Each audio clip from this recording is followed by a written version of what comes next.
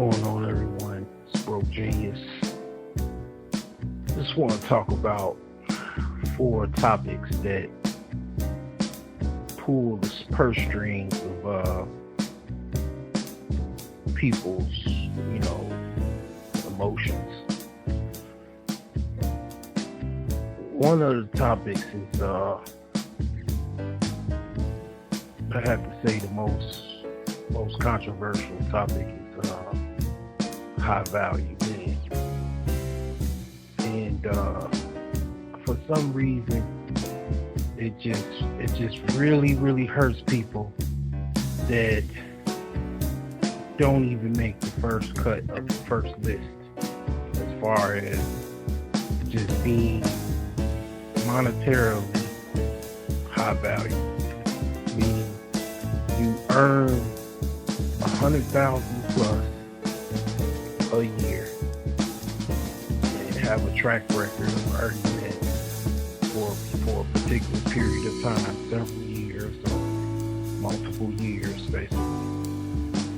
That just really hurts people, man. For some reason, I don't know why. I mean, it just really hurts people. It's like people that I've heard when they'll say, I've heard people say, I really didn't even know I was poor till I got older. My parents or my mom or whatever, we had everything, we ate good. I didn't even know I was poor till I got older. It's like, really like, okay, yeah, that's very delusional when I hear people say that, but okay, I can understand, I guess that, but it's like, it's really just, it goes down to just basically you have what you have. If you have a problem with what you don't have, you work on it. Like I said again, that's why people ask me, why did you name your channel Broke Genius? So they have a problem. People have the problem with the broke moniker because it's such a bad stigma of being broke. But statistically, people are in debt with student loans, credit card debt, personal loans, home loans. So they are in debt, and physically, a lot of people are broker than I am. But they don't look at it like that because basically just the same thing that people a lot of times say that they have a problem with, like women, as far as basically guilt, shame, and the need to be right. So basically people feel guilty for being broke. So they don't own the fact that they are financially inadequate. Okay? And they feel shame if they did actually admit to being financially inadequate, and they come off as a person that has notoriety or some type of, heir apparent to themselves because, pretty much they pretend to be well off or well-to-do or doing okay. Like when people say, yeah, I'm doing okay, that's really, when I hear somebody say they doing okay, that's code word for I'm doing okay, but I'm not doing good. So okay means barely I'm making it. I'm really struggling, but I don't want to tell you financially.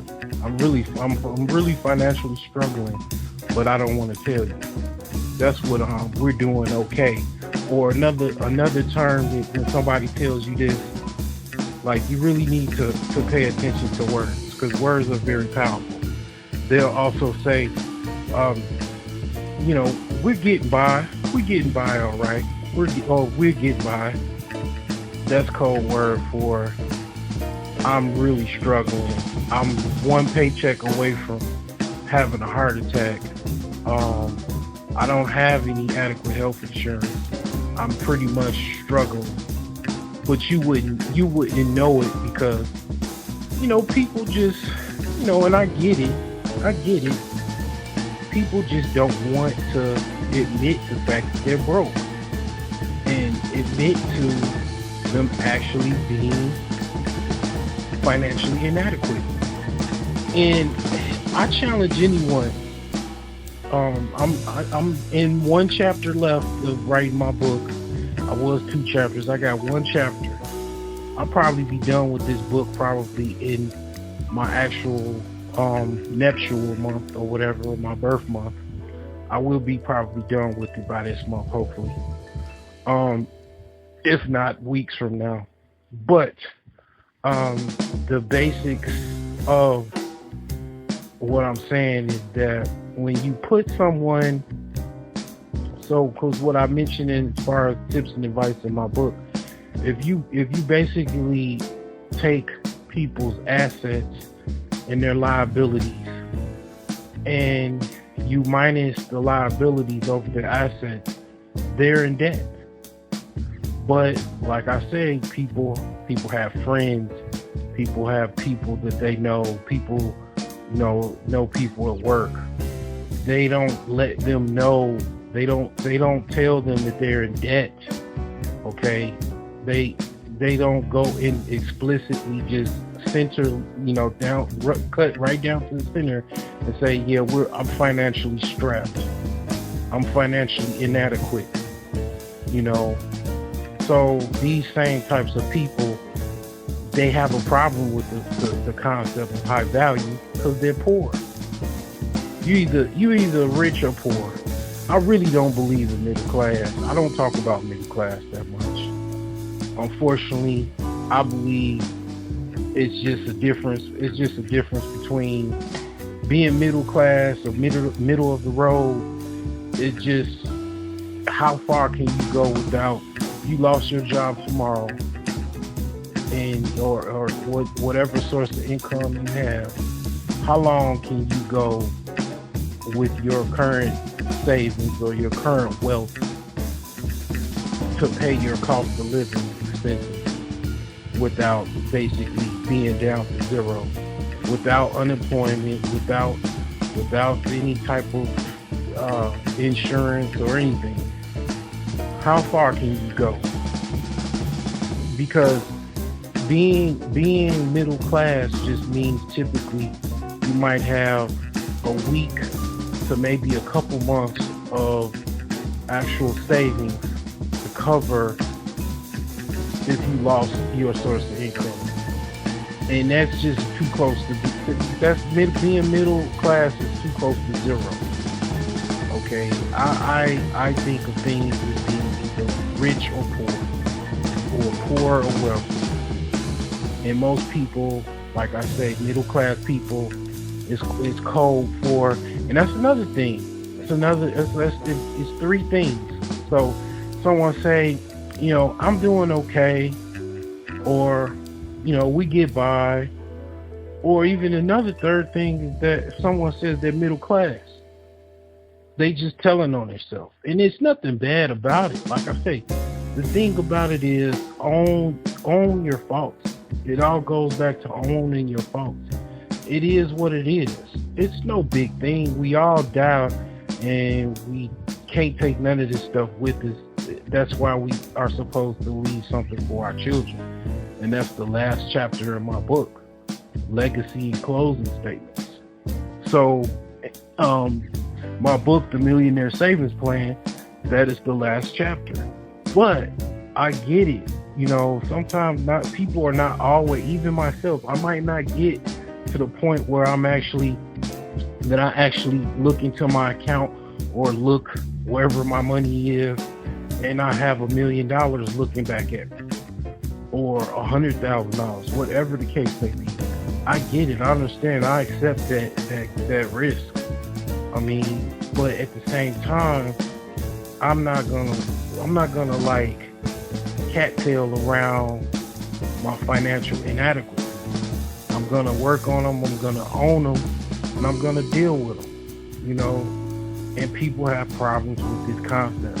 Those same people that argue about, I'm high value because I say I am, or I can jump, 2 feet in the air, so I'm high value.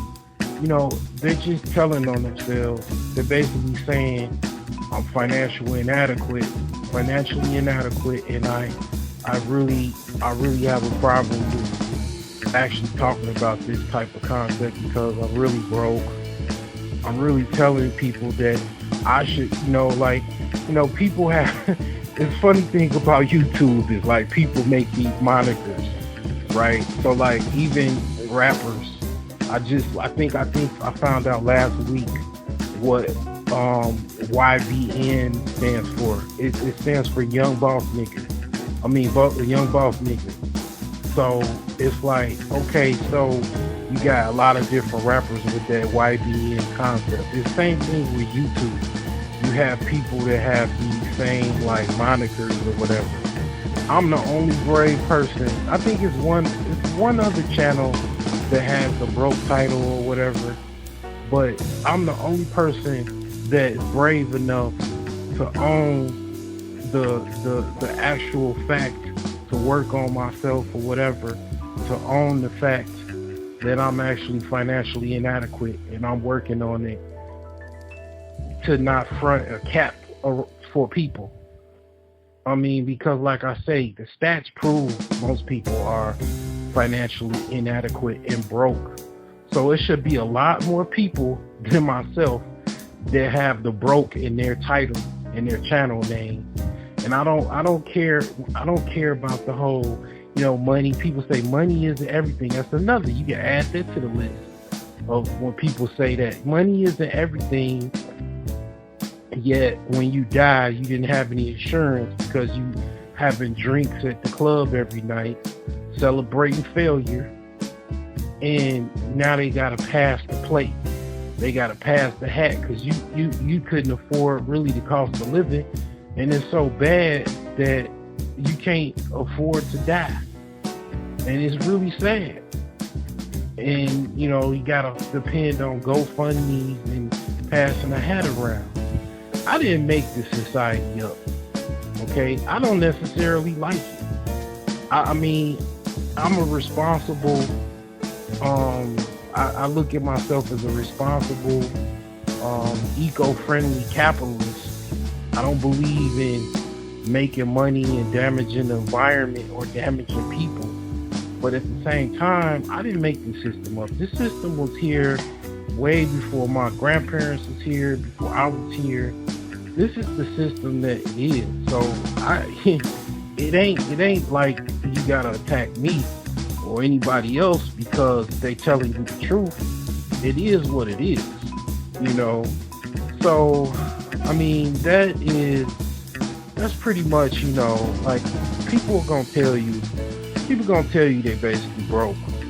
They not gonna tell you like I am, like, pretty much, I'm this much in debt and I'm working on it, and I got one of my biggest things is, student loans or whatever.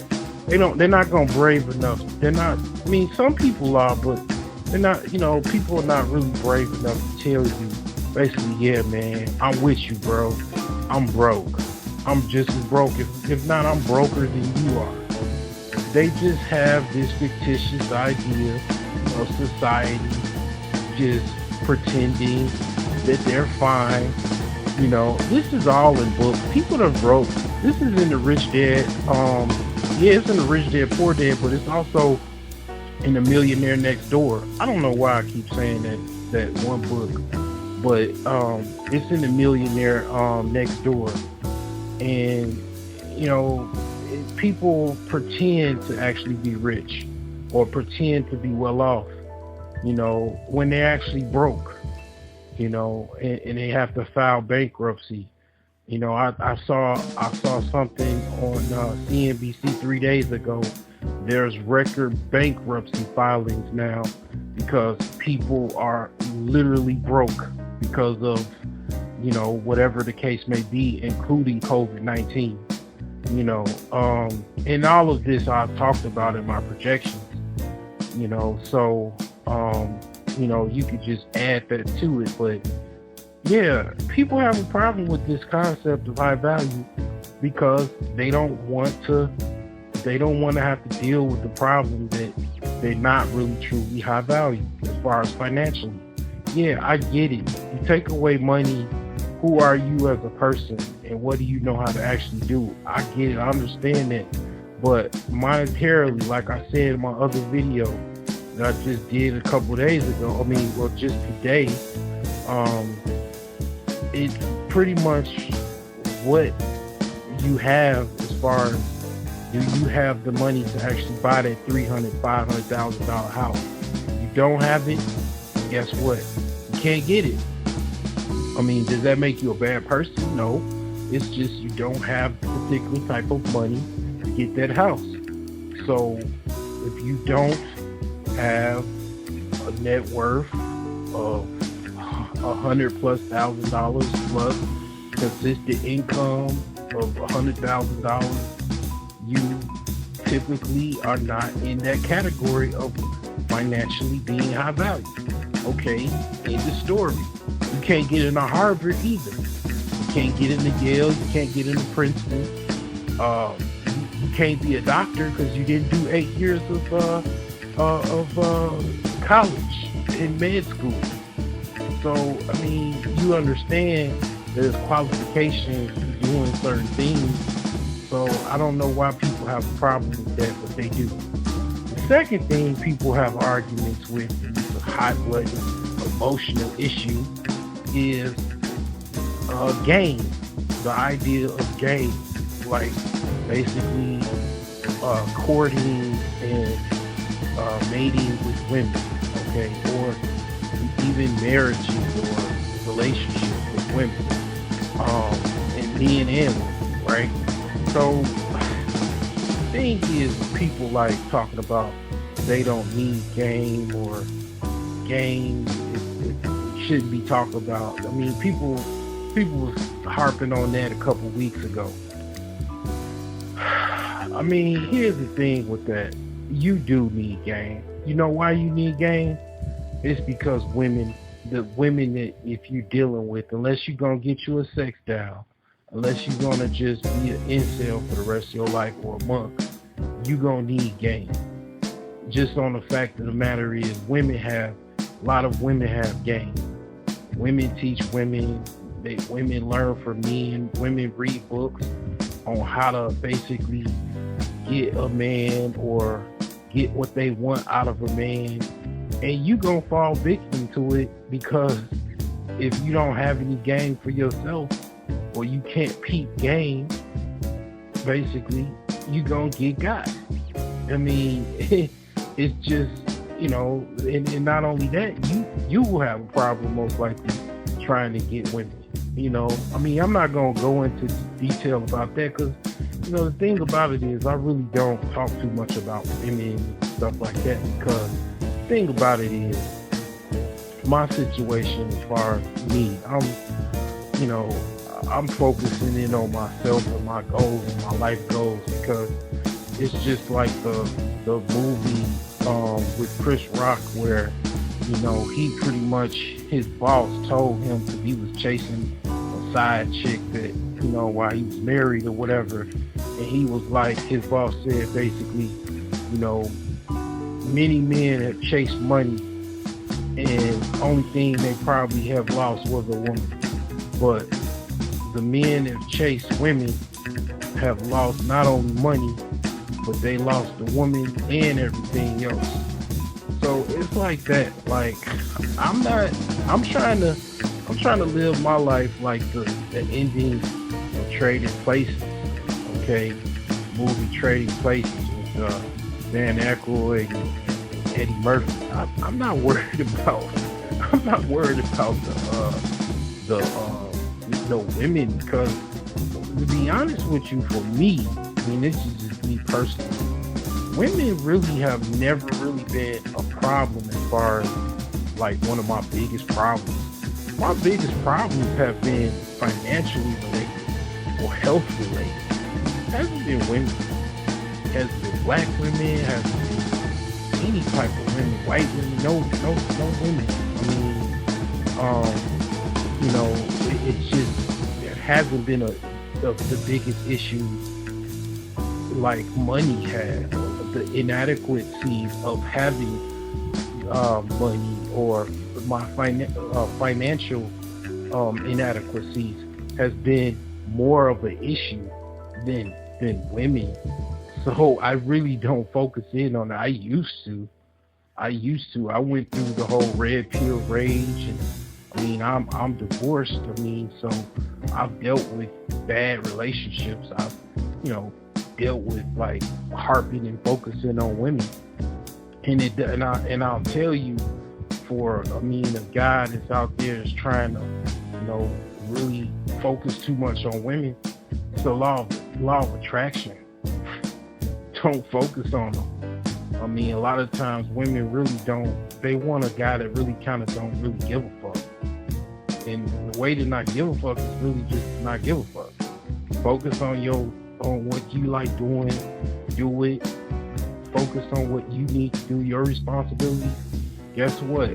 While you out working, doing what you like to do, taking care of things that you have to take care of, guess who's going to be all around you when you're doing your daily comings and goings? Women. And it's like pretty much they gonna notice you. And if you have the understanding to know when women are sending you choosing signals to go and say something, and there you go, voila. I mean, it's just like they follow right into your lap. See, because the thing about it is, I'll go a little bit in depth. I've always had pets, primarily cats. Women primarily are like cats. A lot of times, men they like dogs. I like dogs too. Okay. I primarily haven't had dogs because the way I want to have a dog is a certain type of lifestyle, and I haven't achieved that yet. Now, basically, I've always had cats because I grew up with cats. But cats are very similar to women. So with cats, if they outside and then you try to run up and try to catch them, they run away from you, and trying to catch a cat is damn near impossible. Okay, that's why you have the dog catching song from the guy, I think it's like Parliament with P-Funk or something like that. It's like, why should I mean, it's literally the number one song for Q-Dog. Like, why should I chase the cat? I mean, nothing but the dog in me. Like, basically, how you get a cat is, I mean, basically you leave some food close, and he's gonna come, cat's gonna come and try to eat the food. Or just leave him alone, let him go do what he does. And guess what you got? You got that nice warm home. You got his bed that he's used to or she's used to. And he's going to come back and meow at the door. And then he's going to come right back in. Because, he knows where his home is. So it's like women are kind of like that. I mean, I don't know, man. I mean, like I said, women have not really been that much of a problem. The game is something that it's a very divisive issue. And the third thing, and this is really, really, really tripped out. It really hurts people's feelings. That's why I don't really like talking about it. I'll talk about the high value things, but, really don't talk about game that much. But I talk about it in a different spin. That's why I did the animal archetypes. And it's really cool because that actually, man, puts things on another perspective, because, I'll talk about more of that in future Patreon videos. But basically, you could be to a certain level where you're like a beast master. once you know a lot of these animals, you can see how people act, and you can see how women react and what type of animal they are. You can pretty much know how to, get them, and, know what they like and whatnot, and actually be like sort of like a beast master. If that's what you want to actually do. I mean,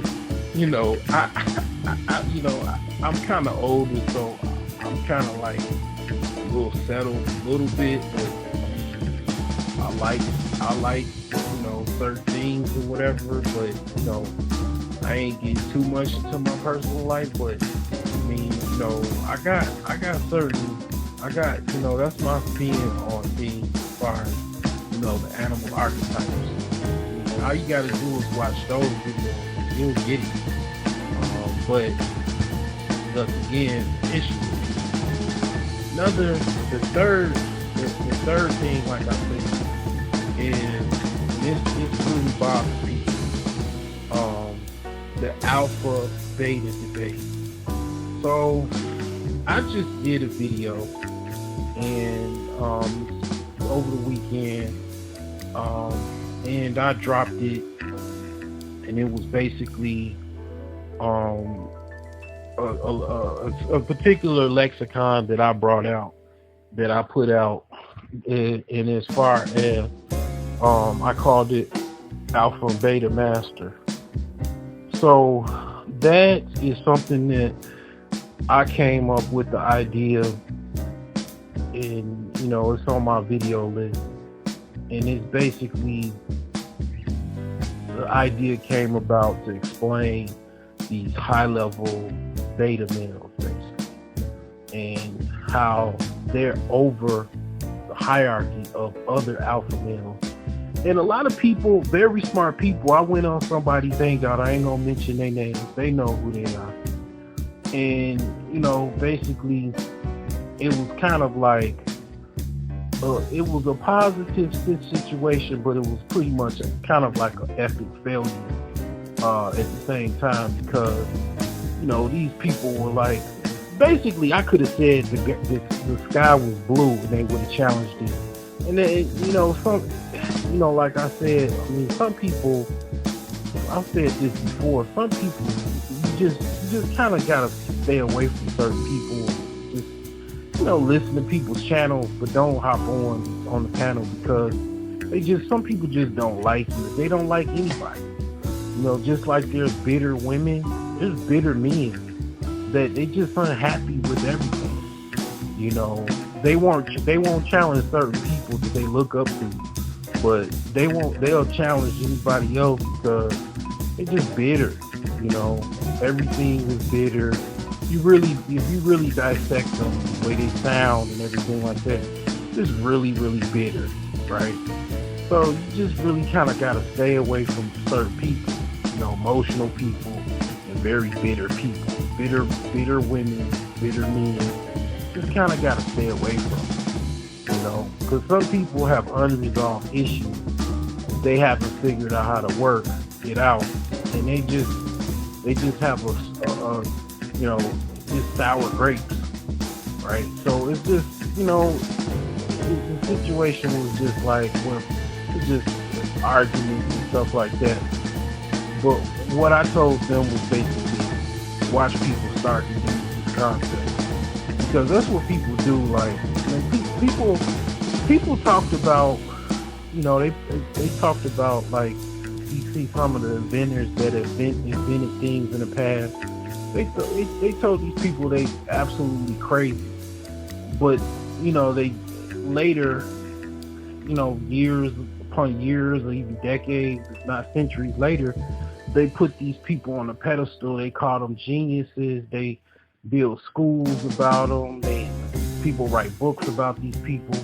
Some of the people, artists and musicians and people that invented things, scientists and biologists and doctors, some of the ideas and concepts was absolutely crazy at the time, right? Or people challenged it or said it didn't make any sense, or it was stupid, or the way you presented and all this other goofy ass stuff, right?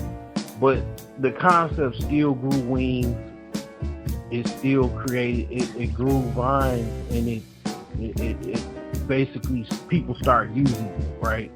So the alpha beta master theory, trust and believe, to me is very simple. It breaks down the concept of actually betas actually being over alpha and even other betas of a lower tier in society, such as a CEO that's just a nerd, right? That's multi-millionaire, billionaire. I mean, I'm not gonna go into depth. I have the video on my YouTube page, but this is a genius move, right? This is a genius idea that I came up with, and people, but that's not even the problem that people have. The problem that people have with the alpha beta theory is that basically they have a problem with being beta. Everybody wants to be an alpha, right? And everybody can't be alpha. And that's the problem. Like people have the problem of actually being a beta. You don't want to really talk. Almost to the point, it's a fighting word, which I understand, and it's like people really, they don't like to be called beta because they think of themselves knowing these people. You could tell somebody that's a nerd that pretty much presents all the traits of the beta male or whatever, and they do not like to be called beta. It's almost like it's offensive. I mean, but yet at the same time, if you put these same people and dissect them, they're beta males. And my thing is that basically people, most people have alpha with beta traits, such as myself. I have alpha with beta traits. That doesn't make me a bad person. I mean, it's very few people that are alphas with alpha traits, and they have hardly no beta traits whatsoever. I mean, most people have, because society, you have to work around other people. Can't just be off like, imagine like the person that, when I think of a person that has alpha, there's an alpha with alpha traits, is somebody like Debo. Okay, Debo can't go to a corporate job and actually be Debo and still have a job the next day. So people have to like soften up and actually, show beta traits just to basically, deal with society. And then another thing is that, alpha all the time, you better damn near know how to fight. You probably be having to have a fight every day. I always have to challenge other people. But you have these theories that is not even something that I created. This stuff has been around for a long time, and it's like the only concept that is originated from, as far as breaking down the beta concept, is that alawani curry. Because I give people credit. One thing about me saying stuff, I don't like to say stuff and not give people the credit, even if I don't agree with everything that's said or done or whatever. I give people that credit. But even the people that I'm mentioning that had a problem with the alpha and beta discussion, they were trying to make it seem like I came up with the whole concept, because what Alan Roger Curry broke down was beta males with alpha traits and beta males with beta traits, and it was just forward to them. But that's the thing, people will always have problems of understanding people's philosophies, ideologies, theories. I mean, in order to get a doctorate, you have to present a dissertation, and pretty much people scrutinize it. Your professors or whatever, I think you have to go to for a board, You have to dissect your dissertation and challenge it. You know, that's part of actually getting your PhD title. So I understand it. I get it. They still have a problem with it. And the fourth thing that I noticed, people have a problem with very divisive issues today with on Bernard Riley's show. With he had Angry Man on there, and Ramil came on there, and I was relatively surprised because I really haven't seen Ramil on Bernard's panel, and it was like kind of like, wow, okay. So he asked the question about when it relates to pump and dump versus having a long-term relationship or something like that. It just basically went there.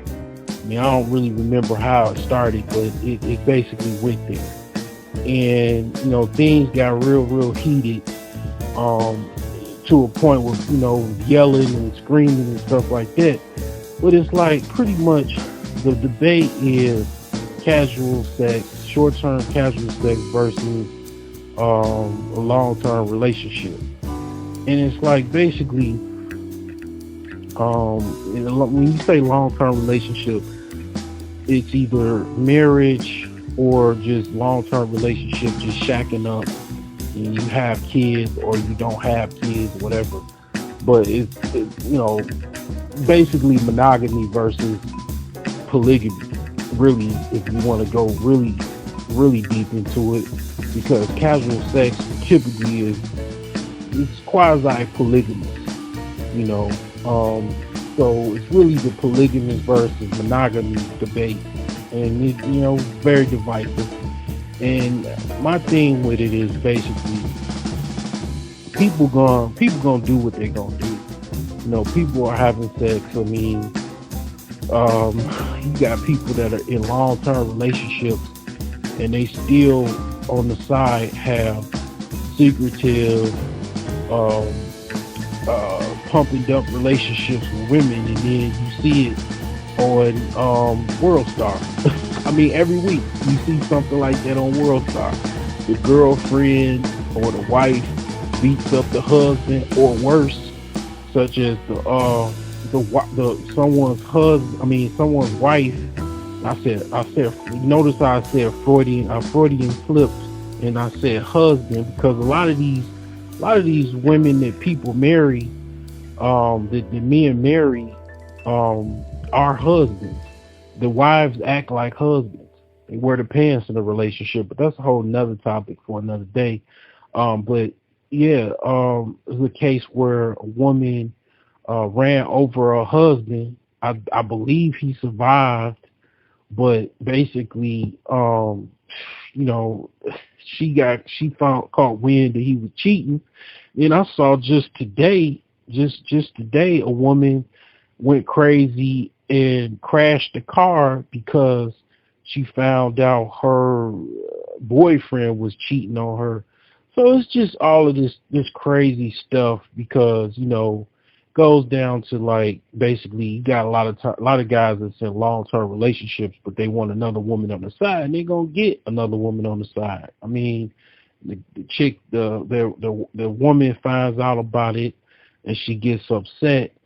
So my thing is complete frontal honesty with the woman, basically.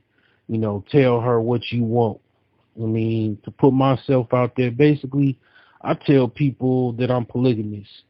So I already understand 97, 95, somewhere between 95% to 98% of women are not going to want to talk to me, are not going to want to deal with me.